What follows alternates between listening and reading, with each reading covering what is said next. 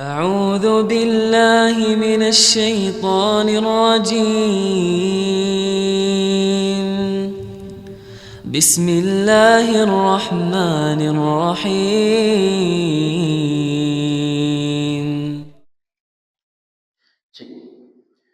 Assalamualaikum warahmatullahi wabarakatuh. Alhamdulillah, innal hamdalillah nahmaduhu wa nasta'inuhu wa nastaghfiruh wa na'udzu billahi min sururi anfusina wa min sayyiati a'malina. May yahdihillahu fala mudilla lahu wa may yudlilhu fala hadiya lahu. Asyhadu an la ilaha illallah wahdahu la syarika lahu wa asyhadu anna Muhammadan abduhu wa rasuluh, amma ba'd. Pertama-tama, marilah kita panjatkan syukur kita kepada Allah Subhanahu wa taala yang dengan nikmatnya pada malam 2 Muharram ini kita masih diberi kesempatan bersama-sama untuk berkumpul di majelis ilmu malam Jumat ini tanpa suatu halangan apapun. Shalawat serta salam tetap kita haturkan kepada suasana kita, Nabi kita Rasulullah Muhammad Sallallahu Alaihi Wasallam, kepada seluruh keluarganya, para sahabatnya, para tabiin, para tabiut tabiin, dan semoga kita semua selalu menjadi bagian dari pengikut beliau sampai hari kebangkitan kelak. Jamaah rahimani wa rahimakumullah. Insyaallah pada kesempatan malam hari ini kita akan melanjutkan pembahasan dari kitab Arba'in An-Nawawiyah karangan Imam Nawawi rahimahullahu taala. Bukunya dibetul ya Pak lagi?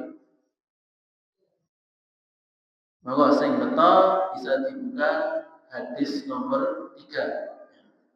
Sekarang kita masuk ke pembahasan hadis yang baru, yaitu hadis nomor 3. Halaman nomor halaman ini. Kelingan waktu yang terbalik nomor halaman. Nah, ini hadisnya masih satu tema dengan hadis yang sebelumnya, oke? Kalau di hadis nomor 2 kita membahas mengenai iman, Islam dan ihsan. Maka di hadis ketiga ini lebih menekankan kepada rukun Islam. Hadis ketiga, an itu artinya saking dari Abu Abdurrahman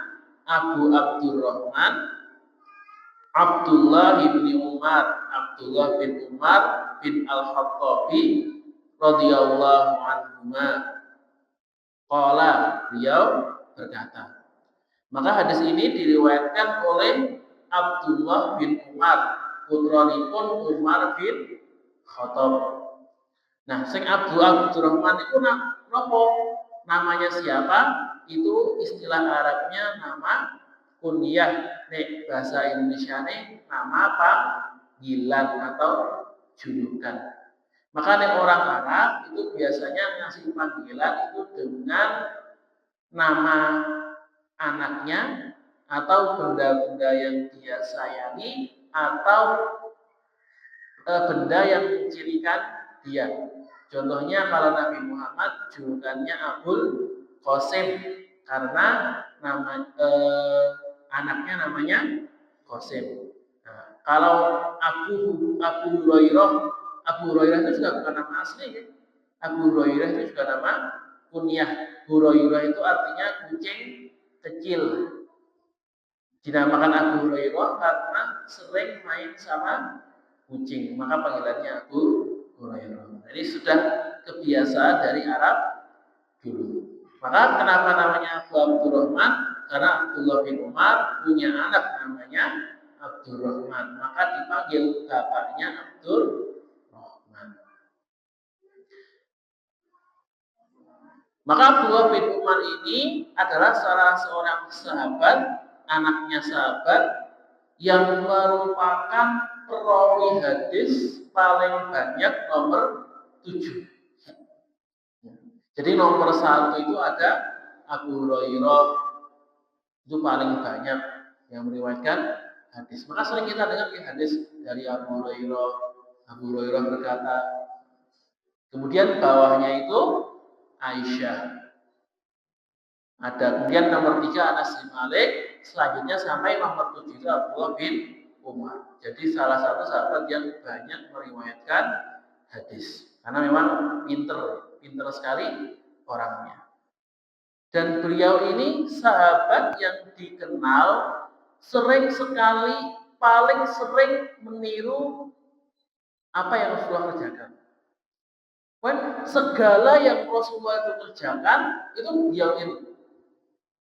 Sampai beliau itu pernah istirahat di sebuah pohon, tiduran di sebuah pohon. Ketika ditanya, kenapa kok tiduran di situ? Karena saya pernah melihat Rasulullah tiduran di sini. Jadi saking pengennya ikut Rasulullah, meneladani Rasulullah, kan semua yang Rasulullah kerjakan itu dia ikuti. Inilah kenapa beliau itu sering menjadi acuan ya. Para ulama kalau misalnya nggak ada dalil atau nggak ada keputusan, tidak ada dalil yang jelas mengenai bagaimana perbuatan Rasulullah, maka diambillah Abdullah bin Umar sebagai contohnya. Karena beliaulah yang sering sekali meniru, meneladani Rasulullah. Kemudian beliau berkata, Abdullah bin Umar, sami'tu Rasulullah sallallahu alaihi wasallam yaqulu. Aku mendengar Rasulullah sallallahu alaihi wasallam bersabda. Maka kalau di hadis itu kok ada kata sami'tu, sami itu saya mendengar. Ini menunjukkan bahwa Abdullah bin Umar itu mendengar langsung. Jadi duduk bareng Rasulullah, mendengar yang Rasulullah katakan. Maka kalau sanad ini, kalau pakai sami itu sanad yang paling kuat, periwayatan hadis yang paling kuat. Karena kalau dikatakan, wah saya mendengar langsung dari beliau, berarti bisa dipertanggungjawabkan. Sedangkan kalau cuma bilang dari siapa berkata, itu bisa jadi dia itu tidak mendengar langsung, cuma mendengar kabar, oh ada orang yang bilang ternyata si A itu berkata seperti ini, Nabi berkata seperti ini. Maka dia tidak bilang kabarnya dari siapa, langsung bilang, wah Nabi itu berkata seperti ini. Maka bagaimana sabda Rasulullah? Dia bersabda, bunya al-Islamu. Bunya itu artinya dibangun.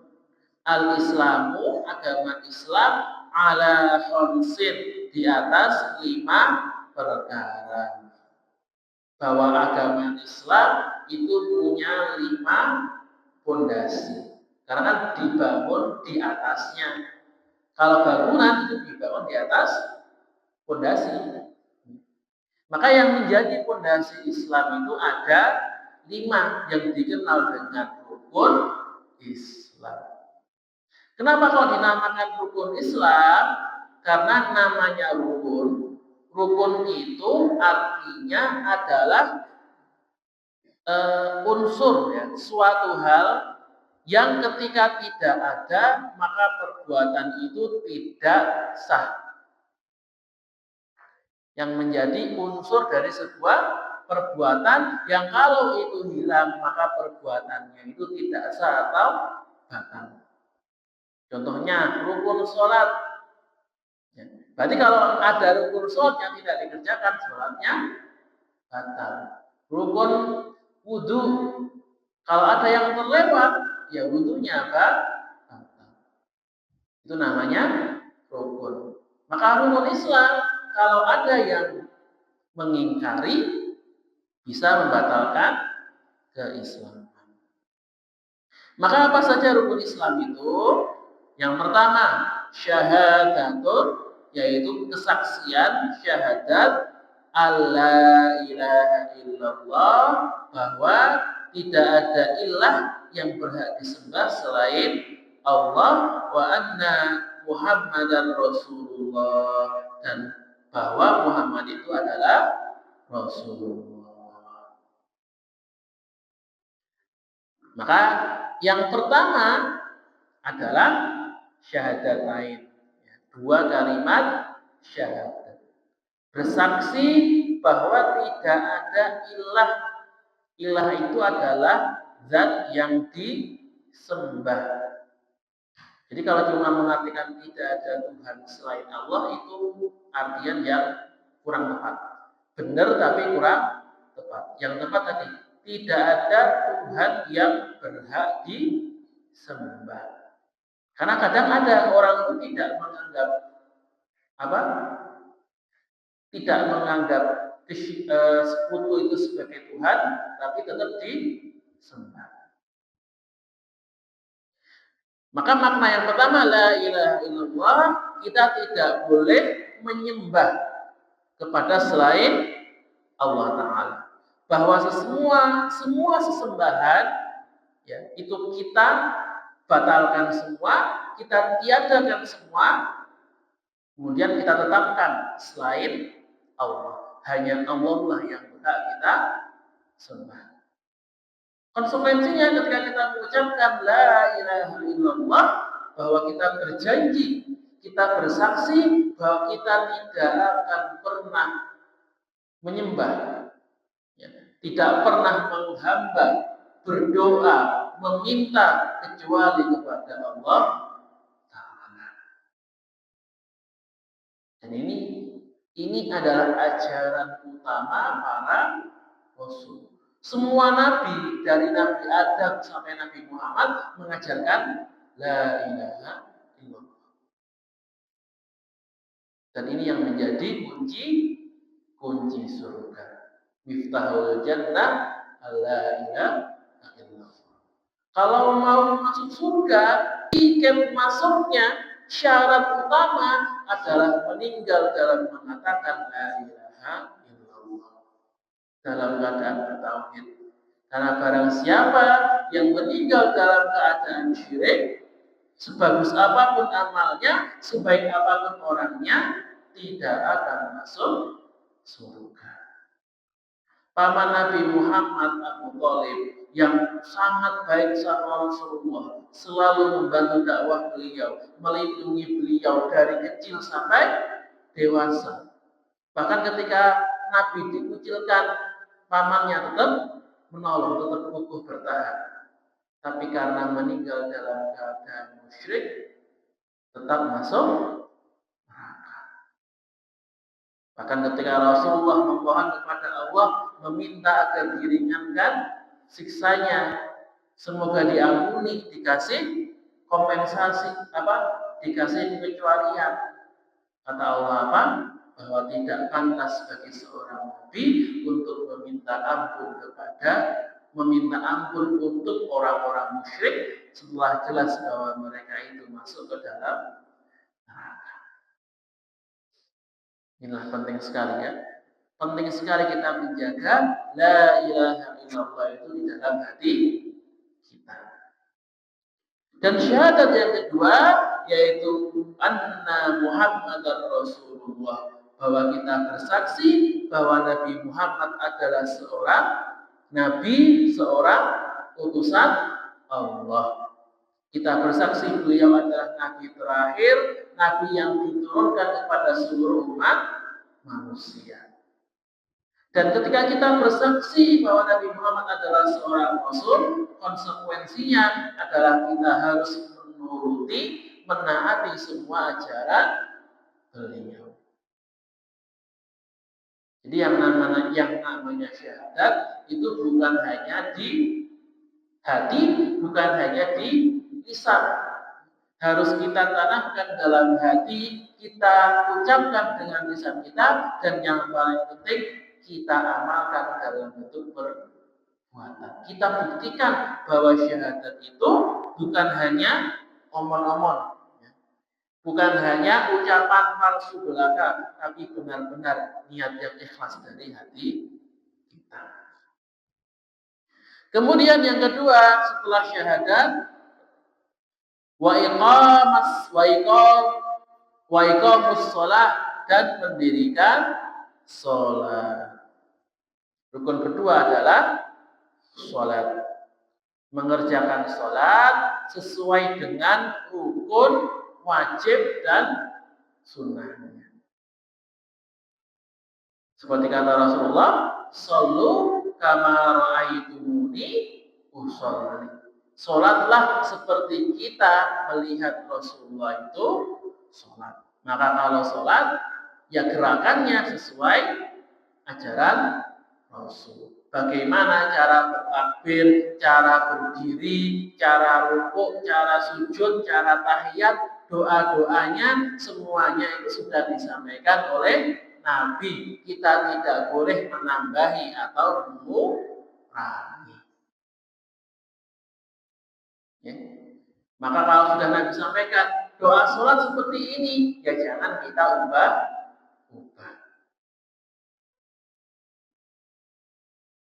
Dan sholat ini itu adalah tiang agama. Kalau tadi syahadat itu seperti fondasi, maka sholat itu seperti tiang penyangga. As-salatu imaduddin. Wa faman aqamaha faqad aqamatin. Barang siapa yang mendirikan sholat, menegakkan sholat, maka dia telah menegakkan agama. Tapi yang menghancurkannya, dia juga menghancurkan agamanya. Inilah salah satu keutamaan pentingnya sholat. Dan Rasulullah memberikan ancaman yang sangat keras bagi orang-orang yang meninggalkan sholat. Beliau bersabda, "Al-farqu bainana wa bainahum as-shalah." Bahwa pemisah yang membedakan antara kita dan mereka orang-orang kafir itu adalah sholat. Faman tarokaha, barang siapa yang meninggalkan sholat, faqad kafar, sungguh dia telah kafir. Maka di sini jumhur ulama sepakat mengatakan bahwa barang siapa yang dia itu tidak sholat, jadi yang maksudnya meninggalkan satu berarti tidak sholat sama sekali, ya, dari balik sampai dia meninggal, kok itu tidak pernah sholat sama sekali, walaupun hanya sekali, maka jumhur ulama mengatakan dia itu bisa dikatakan meninggal dalam kekafiran. Maka ada yang mengatakan kalau ada orang itu kok nggak sholat sama sekali, itu tidak boleh disolat. Karena tadi dikatakan meninggal dalam kekafiran. Kecuali kalau ada orang yang bersaksi, oh ini dulu pernah sholat nggak ketang sholat id, walaupun sekali dua kali, selama masih sholat tetap bisa disolati. Tapi kalau nggak sholat sama sekali, bisa dihukumi sebagai kafir. Kayak ancamannya sangat keras bagi orang-orang yang sengaja, gitu. Orang yang tahu hukumnya sholat, tahu wajibnya sholat, kemudian sengaja meninggalkannya. Bahkan saking pentingnya Rasulullah itu menyuruh orang-orang yang lupa atau ketiduran itu untuk mengerjakan sholat ya ketika ingat. Misalkan ada orang ketiduran bangun-bangun jam 9, maka dia tetap wajib mengerjakan sholat subuh, tidak gugur. Kewajibannya masih ada. Atau lupa, misalnya karena asik bekerja, duhur-duhur, lupa kalau dia ingatnya itu sudah sholat, ternyata 12 asar baru ingat, kayaknya tadi itu belum sholat duhur. Nah itu wajib mengganti, tidak boleh ditinggalkan. Kalau orang-orang yang boleh tidak mengqadha sholat, itu misalkan orang haid, nah, ibu-ibu haid atau nifas itu baru boleh tidak mengqadha. Atau misalnya pingsan dalam waktu yang lama, sampai sebulan, 2 bulan, atau koma 1 tahun, nah itu baru tidak usah mengqadha. Tapi kalau saya pingsan 1 hari atau 2 hari, itu masih wajib mengqadha sholatnya. Berapa lama dia pingsannya, di situ dia ganti.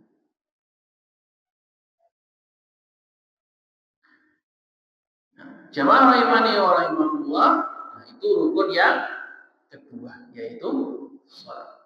Yang ketiga adalah wa'atuz zakat, yaitu membayar zakat. Wa'ita'uz zakat, dan membayar zakat. Maka beda dengan sholat, kalau sholat itu adalah amalan badaniyah, amalan yang dikerjakan oleh tubuh, maka zakat itu adalah amalan maliyah, karena yang dikeluarkan adalah hartanya. Jadi kalau orang yang diwajibkan untuk berzakat, jadi hanya orang-orang yang mampu saja. Orang yang memiliki kelebihan, ya lebih dari nisab, itu wajib untuk membayar zakat. Dan saking wajibnya, kan zakat ini sering sekali disandingkan dengan sholat. Di ayat-ayat Al-Quran, berarti setelah iqamus sholat, wa'atuz zakat, setelah mendirikan sholat adalah membayar zakat. Ini adalah dua hal yang sering sekali digabung menjadi satu. Inilah yang menjadi alasan para ulama mengatakan wajibnya zakat itu sama, hampir sederajat dengan wajibnya sholat. Bahkan saking wajibnya, zakat itu merupakan salah satu ibadah yang boleh dipaksa. Nek sholat kan nggak boleh dipaksa gitu. Nek orang misalnya orang nggak sholat, itu butuhnya itu hukuman nih, butuhnya disose, tidak boleh dihukum. Tapi kalau orang itu nggak bayar zakat, pemerintah itu boleh mengambil paksa, menghitung berapa hartanya, kemudian diambil, disita, itu boleh. Dalilnya apa? Dalilnya adalah kisahnya Abu Bakar radhiyallahu anhu. Ketika beliau itu menjabat menjadi khalifah, banyak orang-orang yang tidak mau membayar zakat dengan alasan, kan dulu itu saya berjanjinya bayar zakat sama Rasulullah. Rasulullah sudah meninggal, berarti saya tidak bisa bayar zakat lagi. Maka Abu Bakar memerintahkan kepada pasukannya untuk memerangi seluruh kaum yang tidak membayar zakat. Diperangi sama Abu Bakar. Kamu mau bayar zakat atau enggak? Kalau enggak mau, saya perangi, saya paksa untuk bayar zakat. Jadi boleh, ya, boleh bagi pemerintah untuk menyita harta orang-orang yang tidak membayar zakat. Dan perlu dicatat, yang boleh menyita itu adalah pemerintah, ya, pemimpin yang sah. Nek warga boten pareng. Mosok ada tetangga, wah ini tetangganya nggak bayar zakat, ya udah saya ambil buahnya sebagai zakat, saya ambil TV-nya, saya ambil motornya, ini hitungannya sebagai zakat. Sebenarnya tidak boleh, tetap maling itu namanya. Karena yang boleh mengambil paksa hanya pemerintah. Nih pemerintahnya nggak mau, ya sudah, tergantung pemerintahnya. Dan zakat ini adalah sebagai pembersih harta kita. Bahwa memang dari harta kita itu ada sebagian hak milik fakir miskin yang harus dikeluarkan. Kalau hak itu tidak kita keluarkan, tercampur dengan harta kita, ya hartanya jadi tidak berkah. Ibarat makanan, antara makanan yang baik sama makanan yang busuk, kok dicampur jadi satu, gimana Pak? ya tidak enak makanannya. Harta yang baik dan harta yang buruk kalau dicampur, ya tidak akan mendapatkan berkah dan rahmat dari Allah Ta'ala. Dan perlu kita yakini bahwa orang yang membayar zakat itu hartanya tidak akan berkurang. Allah katakan ya bahwa orang yang berinfak itu seperti tijaratan dan tabur. Itu perdagangan yang tidak akan rugi. Kenapa tidak akan rugi? Karena setiap kebaikan yang kita keluarkan, setiap uang yang kita infakkan, Allah janjikan akan memberikan balasan minimal 700 kali lipat. Mana lagi apa ada investasi di dunia ini yang menjanjikan keuntungan 700 kali lipat? Ternyata tidak ada. Paling-paling berapa? 10, 20, 30 saja itu sudah sangat besar. Ini Allah menjanjikan setiap rupiah yang kita keluarkan, setiap harta yang kita infakkan, kita zakatkan, itu minimal dapat 700 kali lipat. Dan masih bisa bertambah sesuai dengan ketentuan Allah. Makanya nggak akan rugi. Maka balasan ini Allah bisa kasih kita di dunia atau Allah tahan, nanti Allah akan berikan semua di akhirat. Dan seperti sholat, Allah juga memberikan ancaman yang sangat keras kepada orang-orang yang tidak membayar zakat. Allah katakan, bagi orang-orang yang tidak membayar zakat, Allah akan bakar harta mereka dengan api neraka, kemudian Allah akan menyetrika dada dan punggung mereka dengan harta tersebut sampai hancur lebur tubuh mereka. Siksaan yang Allah janjikan kepada orang-orang yang tidak mau membayar zakatnya. Wajama'a rahimani wa rahimakumullah, supaya kita terhindar dari ancaman Allah ini, mulai dari sekarang ya, kita pelajari harta apa saja yang wajib dizakati, berapa besarnya, itu harus kita tahu ya. Jadi tidak semua zakat itu 2,5% ya Pak ya. Tidak semua zakat itu 10%, 5%, itu beda-beda tergantung jenis penghasilannya. Antara zakat penghasilan, zakat perkebunan, zakat hasil buruh, itu beda. Nisabnya beda, besar zakatnya beda. Nah, mau kita harus pelajari. Insya Allah nanti di lain waktu kita akan bahas mengenai zakat, atau nanti bisa oleh ustaz-ustaz yang lainnya. Tapi kita juga bisa mulai dari kita Google sendiri.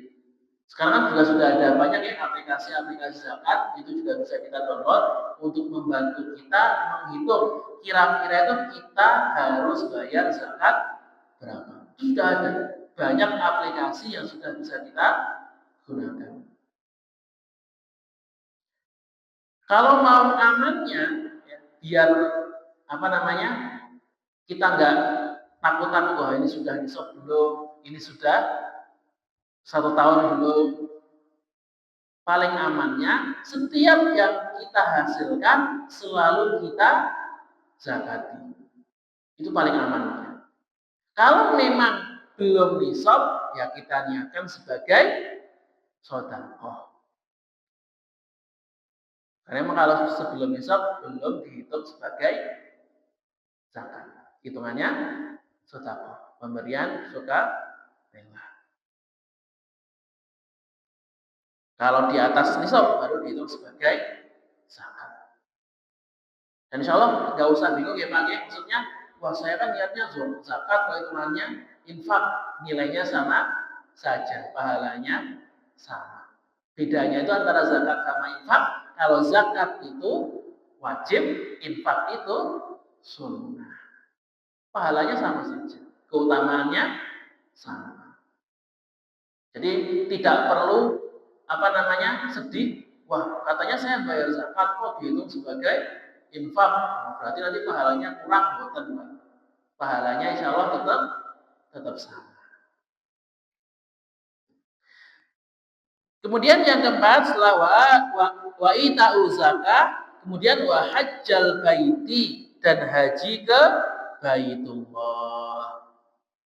Maka di sini ada sedikit perbedaan ya dengan hadis-hadis yang lainnya. Biasanya itu kalau hadis yang lain menyebut haji itu setelah puasa. Dan kemudian kalau haji itu disebutkan manis tata'a ilaihi sabila, bagi siapa yang mampu. Maka di sini sepakat ulama mengatakan bahwa ada kekeliruan di rawinya. Tapi walaupun kesalahannya tidak berakibat fatal, karena sudah ada hadis-hadis penguat yang lain. Maka kalau tadi sholat itu adalah amalan badaniyah, zakat adalah amalan maliyah, maka haji itu adalah amalan badaniyah dan maliyah. Amalan badan, amalan tubuh, dan amalan harta. Karena kalau orang mau haji, yang pertama harus siap uang banyak, dan yang kedua harus siap fisik yang kuat. Karena emang haji itu berat, Pak. Dari uangnya, ya, bekal haji kalau tahun kemarin ya dari Kemenang, kalau haji yang reguler itu bayarnya 100 juta, di mana jamaah itu menanggung 50 berapa juta ya?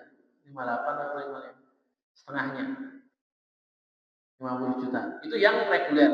Kalau yang plus sampai 200 juta. Yang furoda, itu sampai ratusan juta. Bahkan ada yang 1 miliar.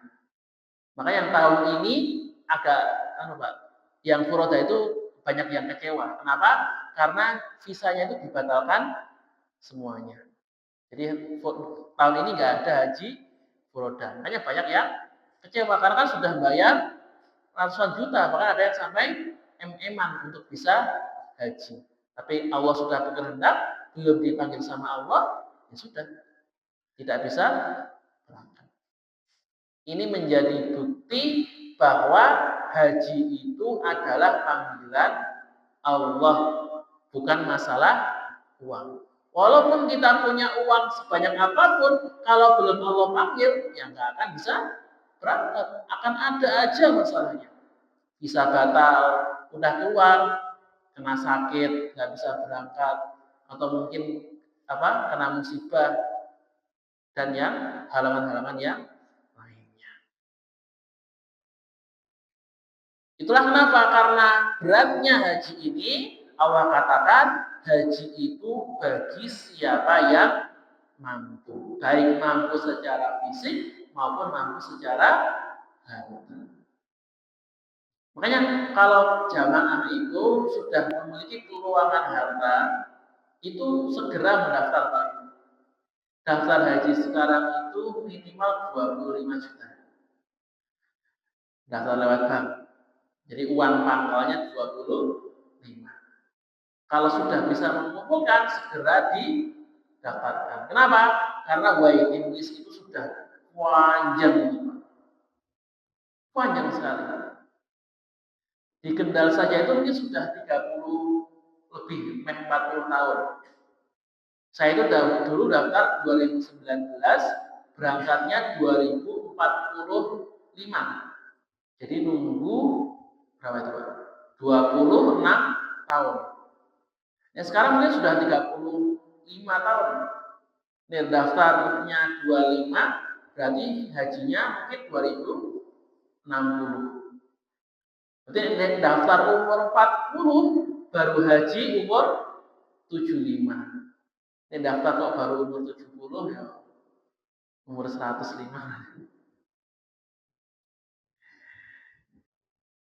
Karena memang sudah, karena rezeki Allah itu semakin banyak, ya fasilitas semakin mudah, jadi kan banyak orang semakin banyak orang yang mendaftar haji. Makanya sekarang ada jasa namanya badal haji. Badal haji itu apa? Jadi kita mewakilkan pada orang lain untuk menghajikan kita. Dan ini boleh Pak ya.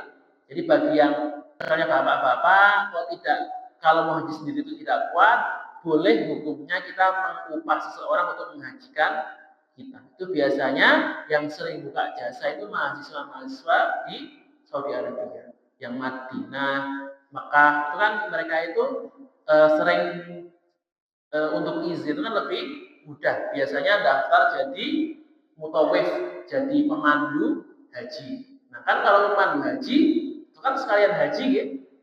Nah ketika sekalian haji itu bisa nanti hajinya itu mewakili siapa. Itu boleh. Kita meminta kepada misalnya si A ini jadi mutawif di sana, buka badal haji. Boleh, misalnya kita bayar 3 juta, 4 juta untuk membadalkan haji. Itu tidak apa-apa. Tapi syaratnya yang membadal, yang menggantikan itu sudah haji. Kalau belum haji, tidak boleh. Jadi haji dulu untuk diri sendiri, baru boleh mewakili orang lain. Dan yang terakhir, Rasulullah bersabda, wa shaum Ramadan, dan puasa Ramadan. Nah, inilah 5 rukun Islam ya. Dan puasa ini itu ibadahnya beda sendiri Pak. Kalau ibadah yang lain itu kan mengerjakan sesuatu ya. Sholat, haji itu kan mengerjakan sesuatu. Kalau puasa itu ibadahnya adalah menahan. Kan pelajar, apa itu puasa? Menahan diri dari makan, minum, dan hal-hal yang membatalkan puasa dari terbit fajar sampai tenggelam matahari.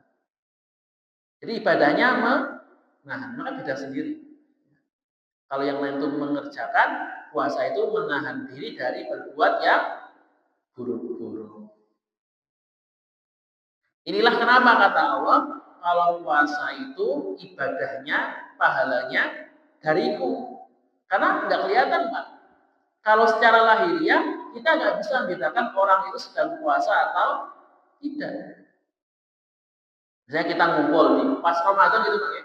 Pas Ramadan ngumpul, kita nggak tahu teman yang di sebelah kita itu sedang puasa atau di rumah sudah batal, kita nggak akan tahu, nggak kelihatan bedanya antara orang yang puasa sama orang yang pura-pura puasa. Karena memang sifatnya menahan, beda dengan ibadah-ibadah yang lainnya. Maka di sini disebutkan ya puasa Ramadan karena memang yang wajib bagi kita adalah puasa Ramadan. Ya. Karena puasa yang diwajibkan untuk seluruh umat Muslim itu hanya puasa Ramadan. Sedangkan puasa-puasa yang lain itu hukumnya sunnah ataupun wajib dalam hal tertentu. Tidak untuk semua umat. Contohnya apa? Puasa nadar. Kan kalau puasa nadar hanya wajib bagi orang yang bernadar, tidak bagi yang lain. Atau qadha itu juga wajib bagi yang mengqadha. Tapi kalau puasa Ramadan itu wajib bagi seluruh umat Muslim. Nah, kenapa kok di sini disebutkan 5 saja? Ya, kenapa kok rukun Islam itu cuma disebut 5? Karena 5 perbuatan inilah yang wajib bagi seluruh umat Islam. Kan dalam Islam itu hukum itu ada macam-macam ya Pak ya. Dari kalau ibadah dari wajib, sunnah, haram, mubah, makruh, haram. Nanti sunnah ada sunnah biasa, sunnah muakkadah. Wajib, fardu itu ada fardu ain sama fardu kifayah. Terus bedanya Pak antara fardu ain sama fardu kifayah? Tahu bedanya? Nek fardu ain itu semua itu wajib. Kalau yang lain sudah mengerjakan, tidak menggugurkan kewajiban bagi yang lain. Pun semua itu harus mengerjakan semua. Itu fardu ain. Kalau fardu kifayah, kalau ada yang sudah mengerjakan, maka yang lain gugur. Contohnya apa? Sholat jenazah. Itu fardu ain atau fardu kifayah, Pak? Nah, fardu ain atau kifayah? Sholat jenazah. Nah, sholat jenazah itu fardu kifayah. Kenapa? Karena kalau sudah ada yang sholat jenazah, maka yang lain tidak wajib. Tapi kalau tidak ada yang sholat, semuanya kena dosa. Jadi harus ada minimal satu kelompok. Itu namanya fardu kifayah. Itu bedanya antara fardu ain sama fardu kifayah. Dan rukun Islam ini, ya, 5 perbuatan ini adalah amalan yang fardu ain bagi kita semua. Ibadah yang difardu ainkan oleh Allah Ta'ala kepada seluruh umat muslim. Jadi semua kita harus syahadat, harus sholat. Ya, nggak ada ceritanya kok sholat itu diwakilkan, zakat diwakilkan, puasa digantikan. Itu bukan puasa kecuali kalau sudah meninggal. Kecuali kalau haji, kalau haji itu boleh diwakilkan, tapi hukum asalnya tetap fardu ain, wajib bagi yang mampu. Inilah kenapa dipisahkan ya lima ibadah ini dari ibadah-ibadah yang lain. Jamaah rahimani wa rahimakumullah, itulah hadis yang diriwayatkan oleh Abdullah bin Umar dan ditulis oleh Tirmidzi dan Muslim dengan di Sahih Muslim, ya, jadi derajatnya sahih. Kemudian itu di bawah kalau mau lihat beberapa ayatnya mengenai syahadatain di surat Al-Baqarah ayat 256, surat 16 ayat 36, surat 2 ayat 3, ini tentang ayat-ayat yang membahas mengenai hadis tersebut. Wa jamaah rahimani wa rahimakumullah, sampun mungkin cukup sekian yang bisa saya sampaikan pada malam hari ini. Nanti insya Allah pertemuan berikutnya tetap di malam Jumat. Wakil ya Pak ya? Karena kan sebenarnya malam Jumat itu kan jadwalnya Ustadz Rahsyad. Tapi karena qadarullah beliau berhalangan, jadi tukeran jadwal. Jadi saya yang di Jumat Kliwon ini, besok yang Jumat pagi yang mengisi Ustadz Rahsyad. Tapi untuk bulan depannya, selapan dan yang depannya, kalau tidak ada halangan, Ustadz Tasya tetap di Jumat Kliwon, nanti saya di Jumat Wage.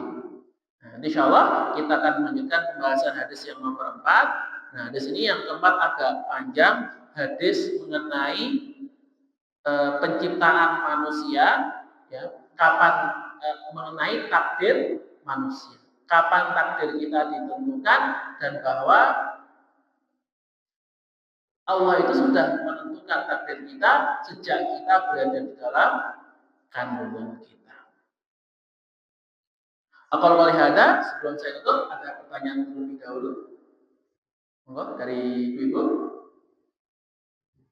Mudah-mudahan ada. Saking bapak-bapak. Mudah. Ini tidak ada. Saya juga sampai di sini. Jika ada salah kata, maka datanya dari diri saya sendiri dan saya mohon maaf sebesar-besarnya. Dan jika ada kebenaran, maka datanya dari Allah Subhanahu wa Ta'ala. Dan semoga kebenaran ini bisa kita terapkan dalam kehidupan kita sehari-hari. Bila wal walidayah, nun wal babi wa ma yastur mustaqbil khairat. Subhanallah rabbil izzati amma yasifun. Wassalamu alal mursalin. Walhamdulillahi rabbil alamin. Wassalamualaikum warahmatullahi wabarakatuh. سبحان ربك رب العزة عما يصفون وسلام على المرسلين والحمد لله رب العالمين.